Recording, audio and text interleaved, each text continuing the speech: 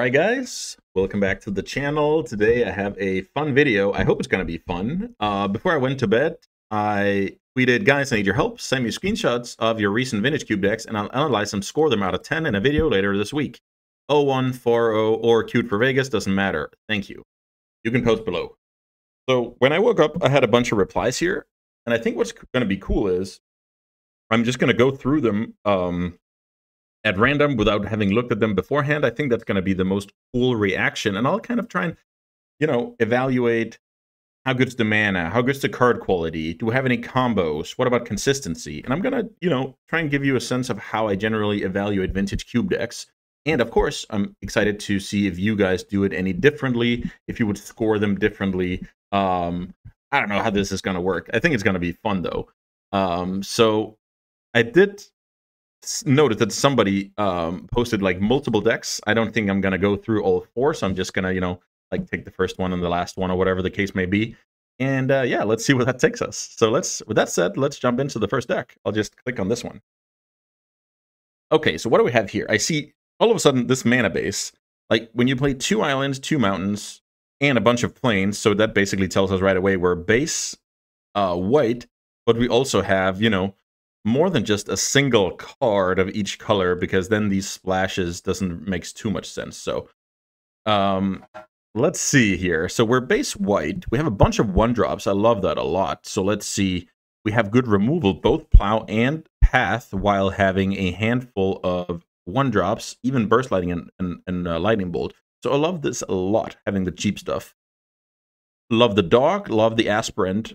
Porcelain Legionnaire is a 2-drop, so it goes here. That's how I do it anyway. Then we have a bunch of interchangeable 3-drops aside from Fable and Teferi. Worth noting is they are both off colors. I like the Skyclave, don't get me wrong. Hieroglyph is cool, and then we have a little bit of value here that's basically our reason to play Jeskai, I guess. Fractured Identity is a good one. Okay, so this deck has high card quality, which I like a lot. Let me just check the sideboard here, because this player actually included the sideboard. We have Winds of Abandon. I love that in creature matchups for the sideboarding. We have Loran, which is just going to come in against any deck where you see like a talisman or whatever. Prismatic Ending, I guess in some kind of pseudo mirror, we play that card. Detective's Phoenix, probably not going to make a difference. Expressive Iteration is not in here. Interesting. I guess it being off the double splash. Okay, that makes a lot of sense. If we were base blue or base red, we would play this card, but we're not. So we need both of our splash colors. And we don't really want that for a cheaper card, but for a more expensive card like the Satya, that's okay. Revoker for, I don't know, if you see something like Sneak Attack or Oko or Mana Crypt or something, I brought this card in, so that's fine. Ballista, I guess, niche playable. Okay, I think this deck is also no power. That's worth noting. So no power, which basically says we can never get to a 10 out of 10, right? So I like this deck a lot on card quality, but I think the mana base is lacking a tiny bit here, where you can have some weird draws of, island, mountain, plains. You can't cast Interrupter or Apparition, stuff like that. So also there's something like Island can't grow Figure of Destiny. So there's a little bit of fail rate with the mana here, and I think if you're playing an aggressive deck and you stumble on mana, that's tough. I'm gonna score this deck 7.5 out of 10. Let's see if that ranking makes sense at all. As I said, better mana, I would push it to an 8. A little bit of power, all of a sudden we're looking at an 8.5 or 9, but 7.5, super solid deck. With that being said, you can lose your first round. You can run the tables if you don't get broken on, as I say. So yeah, pretty cool deck. Great start to the video. So maybe we just see what other players have posted here. We can go for this one. I guess I have to post one of my more busted Storm decks. Lure's Companion made this a 10 out of 10 for me. Yeah, okay. So a lot of spoilers going on here. We can look at a proclaimed 10 out of 10 deck here. So the first card I'm looking for when I talk about Storm is Black Lotus. So all of a sudden we have the Black Lotus and Luris synergy. The mana base here is once more a tiny bit sketchy. Once I see 3 different colors and I see 2 or more basics in those colors, your mana could have been better. That's just a fact, right? But that's okay. We have a lot of stuff that can make up for it. So let's see. Mana base. Okay, I'm not super impressed. Blindside Diamond and Black Load is obviously insane because we have Underworld Breach and Brain Freeze. Let's see if we have any tutors for consistency. We do have the Talisman. That's huge because Talisman is like your second Lotus, second Breach, second Brain Freeze. And all of a sudden you can piece that together more often. Then I really like that we have Psychic Frog here. Psychic Frog is a card that you just have to, go. You can go Island, Swamp, start attacking with that card, and potentially just win the game. Let's see. Expedition map for Academy. Yeah, I mean, it looks decent. We have Time Spiral, Time Twister. What I actually also like about this deck is we have the Elemental Eruption. Because that card makes it so that sometimes we just have, like, I don't know, Mana Vault, Prism, Grim Monolith, a Zero. Oh, mega bunch of guys, right? So we don't have to storm up to, I don't know, 8 or 10 with Brain Freeze. Sometimes we can just storm up to 3 or 4 and win with the Elemental. So good redundancy there.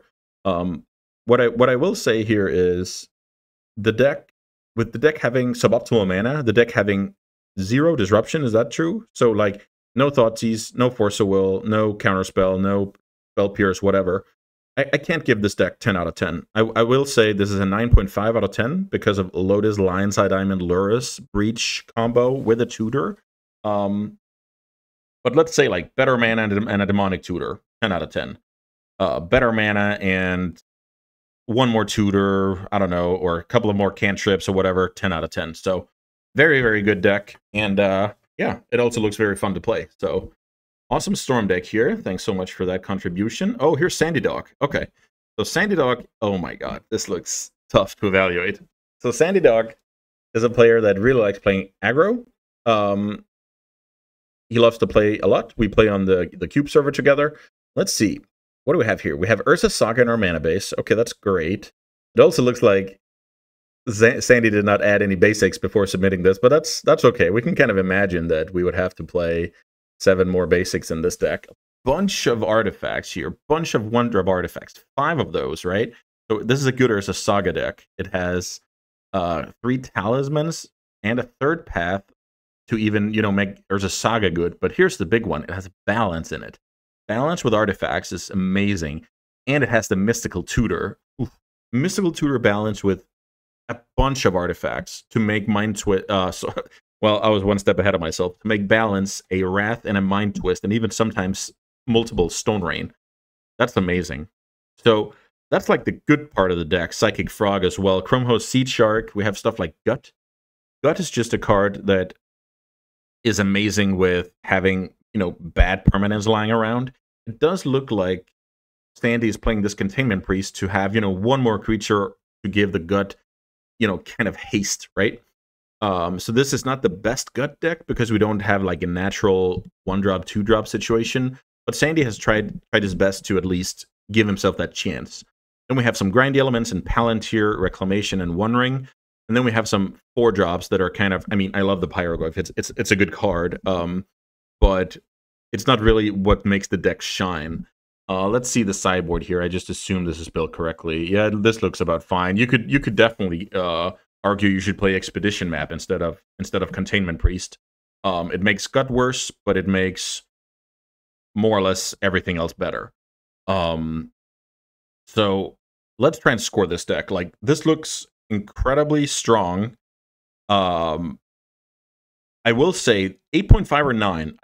I'm really undecided here because Mystical Tutor balance is just so absurd when it comes to getting out of situations. And then the cool thing about this deck is it has so many cards to, after you kind of reset and have a small advantage thanks to your artifacts, you have like Palantir or One Ring to pull ahead, right?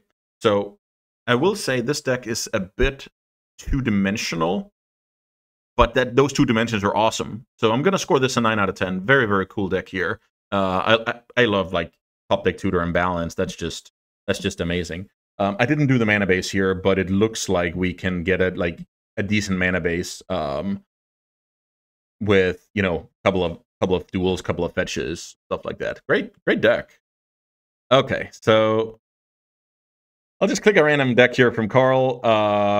Terabats is, in my opinion, one of the best players in the world when it comes to Cube, and I have clicked on this one. Let's see if I regret it. Okay, so I see double Mox. That's already amazing. Then I see Urza Saga. And then I see what I prioritize a lot is having duels in my aggressive decks. So Carl has Sacred Foundry, Plateau, and Inspiring Vantage. So that's like, if you have Plateau and 2 fetches, is kind of this is kind of a wash, kind of the same as this. This is a reasonable amount of duels. I would prefer even more, but this is totally fine. Caracas, good quality in your mana base. Saga, good quality in your mana base. I will say this is not the best versus Saga deck because you only have these 2 Moxen to go get. Now let's look at incidental artifacts. Blue from Thraben.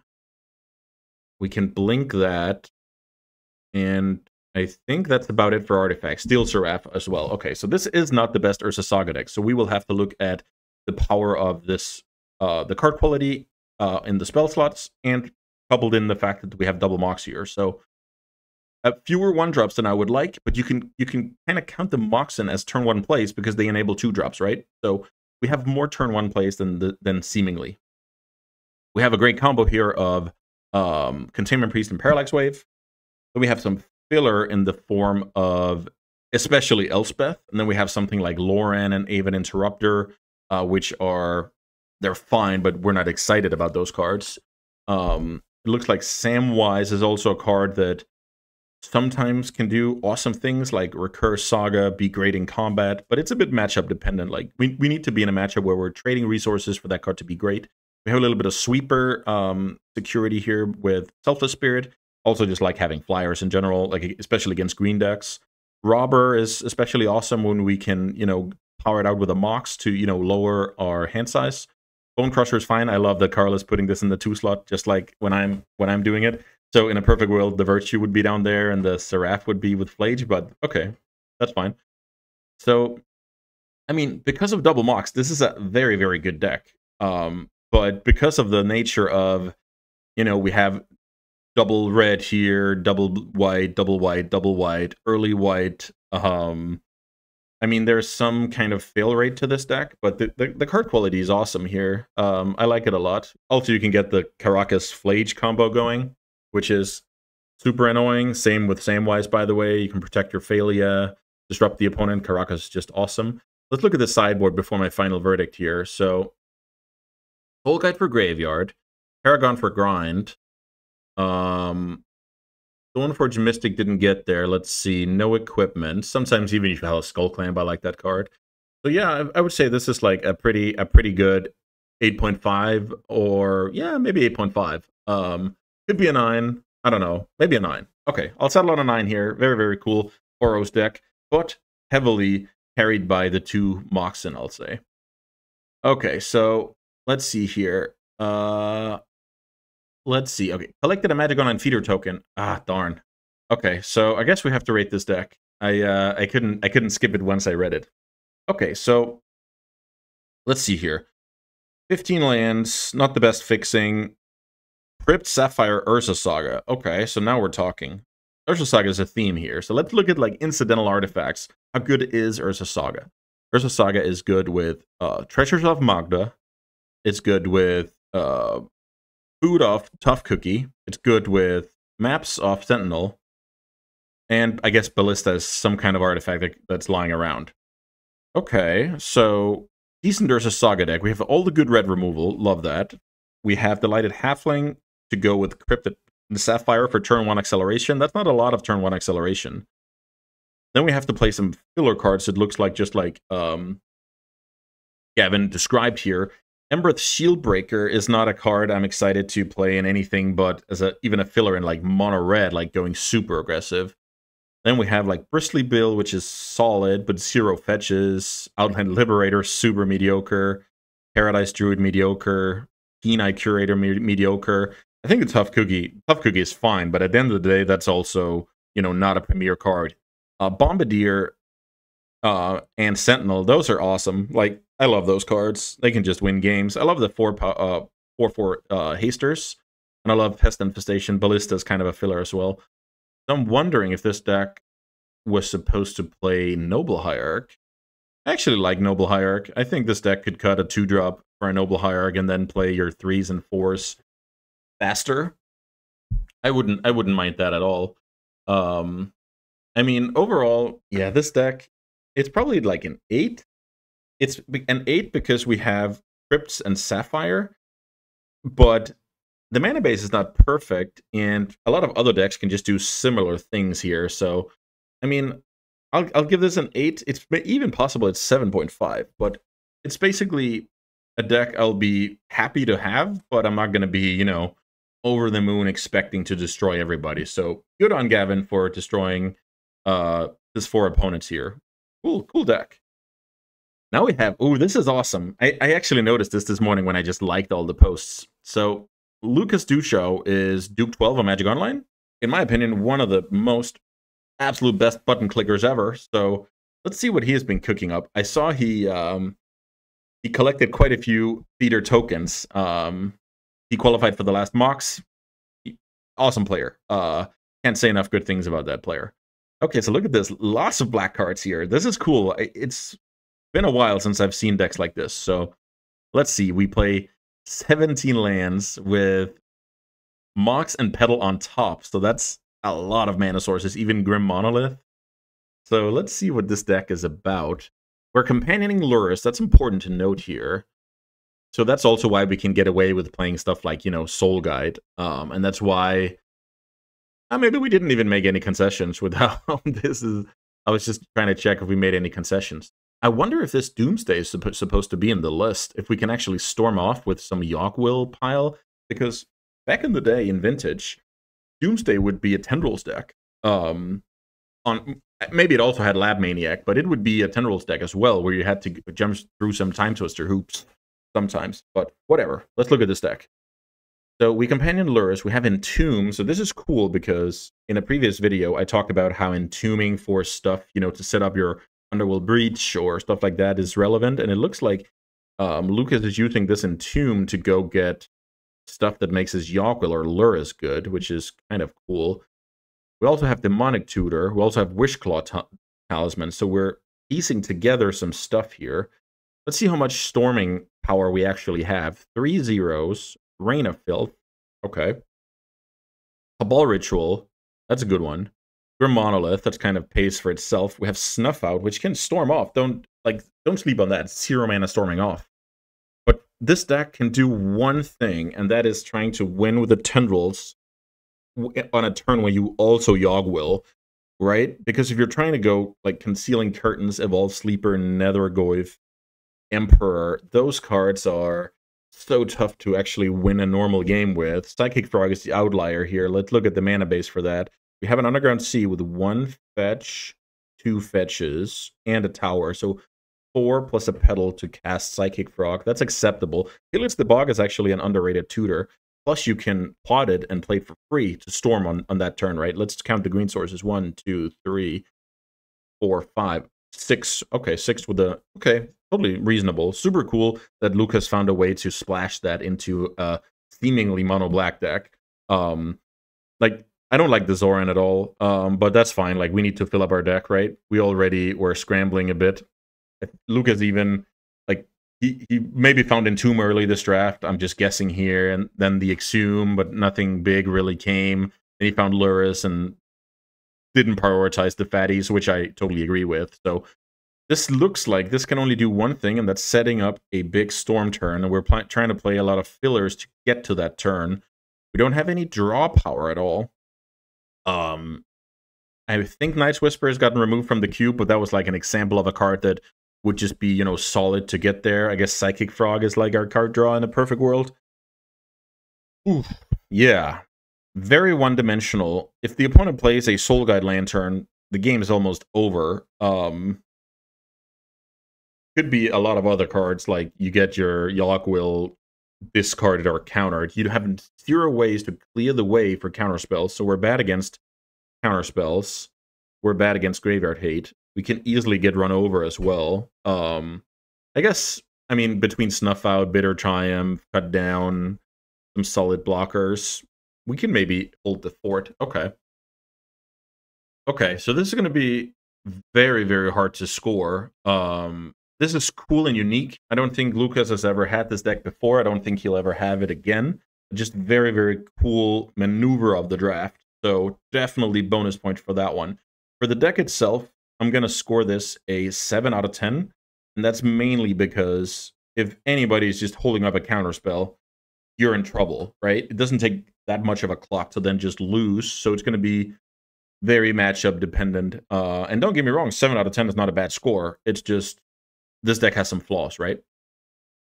All right, let's take one more, and then we can shut down this video. And then if you guys like it, we can go for something else another time. All right, so what do we have here? We have a red border around Dolores, which means we can't support it, but that makes sense because we have all of these creatures. Okay, so first of all, I'm noticing about the mana base again. So this is like a, I don't even know what to call this, like mono black with double splashes, but the cards we're splashing for are Prismatic Ending and Elite Spellbinder. That's really not ideal. I would much rather play these blue cards out of the sideboard than those white cards I just mentioned. I think even playing Balance as a sideboard card is viable because it's kind of matchup dependent and we don't have the best balance deck in the world. So let's see. We have a Lotus and an Emerald. That's awesome. Power. Okay, perfect. We have Entomb. Let's see how much stuff we have to animate. We have Animate Dead and Life Death. So we have Entomb, no tutors. So 1 Entomb effect, double reanimation effect. So that just means we can Entomb a Gristlebrand or Archon and reanimate it. Like, that's just 3 wins sometimes, right? And then we have questionable cards, in my opinion. Let's go through the fillers here. The fillers are Deaththreat Shaman. The fillers are Prismatic Ending. Jace and Brutality are fine because of how the deck, works with, when you want to bin fatties. Actually, I forgot about Emperor. That's another way to reanimate. That's fine. I love Baleful Strix as a speed bump. Elite Spellbinder. This is not the deck for it, in my opinion. We have Corpse Dance, which works with Gristlebrand and Archon to full effect and is decent with Grave Titan. Then we have Toxic Deluge as like our second balance, which is going to crush certain matchups. Then we also have the Vindicate, which is, it's fine if the splash is free. If we have to start registering basic planes, I'm not a big fan. Kaito is good because of, the looter type stuff. And we have a good selection of fatties, including like the ability to just cast a Sheoldred and win the game. So I like a lot of what's going on here. I would have built this deck blue-black and sideboard into balance when necessary. So that basically means you cut the white cards and you play Duelist, Mastermind, Shredder, and Virtue. Better mana. You can sideboard into, thanks to, the Scrubland, the Tower, the Bloodstained Mire, maybe the Eagle. I think if you build it like I want to build this, you cut the Eagle because it's not a very good reanimation target. Troll is awesome. So actually, between me noticing the Troll and me noticing like the Emperor and the Corpse Dance, this deck got a little better. But I think it's misbuilt because of the white cards being, they're adding variance to your ability to cast your spells, and they're not that much better, if they're better at all, than the 3 blue one and the Virtue. The Virtue is even like a late game inevitability tool that's not irrelevant, right? So how to score this deck? Any deck that can go Black Lotus Sheoldred has some upside. You can go Entomb reanimate. So I think as the deck stands, I'm on an 8 out of 10, and I think we can get it to an 8.5 if we make those changes, or maybe even a 9. But at the end of the day, Vintage Cube is, a lot of personal preference. I think maybe the balance is what led John to this choice, but I don't think this is the best balanced deck in the world. And also, just getting these cards in is just like annoying tempo plan for the opponent to deal with. It just gives your deck like more angles, I'll say. And then if you play against a deck where balance is awesome, you sideboard it in, you fix your mana, and that's totally fine. Like Vindicate is the same. Maybe you can free roll the Vindicate even in the deck and keep it by just playing, Bloodstained Mire, Godless Shrine, Scrubland. Yeah, you can just free roll the Vindicate already. So get rid of Ending, Balance, and Spellbinder. Add the 3 blue cards or 2 blue cards and the Virtue, depending on your personal preference. And then you can sideboard into the balance whenever it's awesome. But yeah, pretty cool deck for sure. A lot of potential. Like sometimes Toxic Deluge is just 3 mana kill target deck. And when you have Entomb in your opener, sometimes you know, 1-2 punch your opponent and it's over. So this deck has a ton of potential, but I think it could have been executed slightly better. Okay, that brings us to the end of this video. I hope you guys enjoy the one takes. I don't care too much about editing. That's not why I, you know, that's not why I play Magic. It's like having a conversation and then going, oh, can we rewind here? Like, there's oftentimes a reason you say the stuff you say, and sometimes you miss the mark, with, you know, English being my second language and all, and I'm always ready to have that conversation. So yeah, super excited for this kind of video. Let me know what you guys think about it, and I might do another batch in the future. With that being said, thanks so much for watching, and